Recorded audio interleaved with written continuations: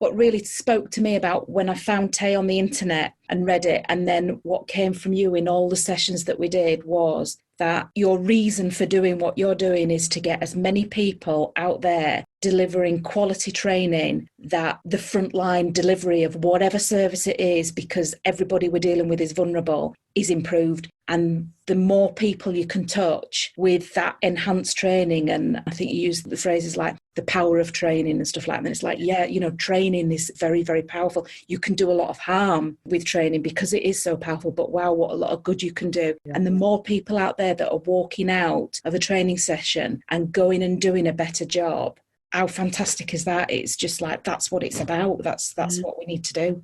And that's exactly what gets me out of bed every morning, is because that's where I'm connected. That's the difference that I, as an individual, want to do my best to make. And when you look at it from that perspective, I spent years within the system. Kind of operationally, initially, I was the thorn in the side. I was challenging, I was advocating. Whenever I could see something that wasn't working, I would push it as far as I possibly could, but within those kind of safe parameters. And as I moved up the ladder, really, moved into more strategic roles, I truly took with me this belief that actually I could really make these changes. And I honestly believe that within lots of my roles, I've been very lucky, and I've been involved with some amazing organisations and some amazing people. And I'm sure that some of them have been positively impacted by the work I've done, or my teams have done, and the organisations that I've led have done, and things like that. But actually, one of the things that is a massively ongoing frustration is the fact that I don't have the power to change everything.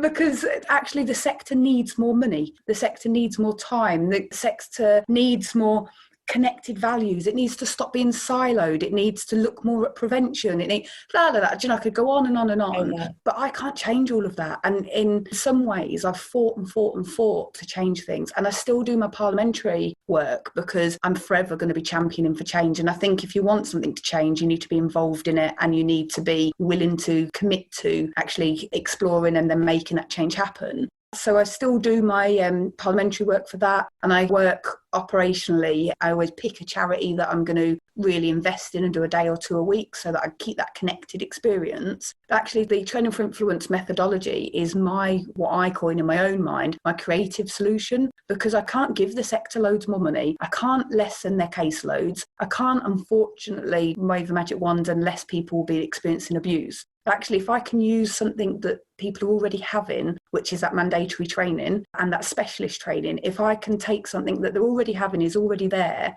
and I can find a way of working it so that it has that added influence, we are absolutely making those changes on the front line because it filters down.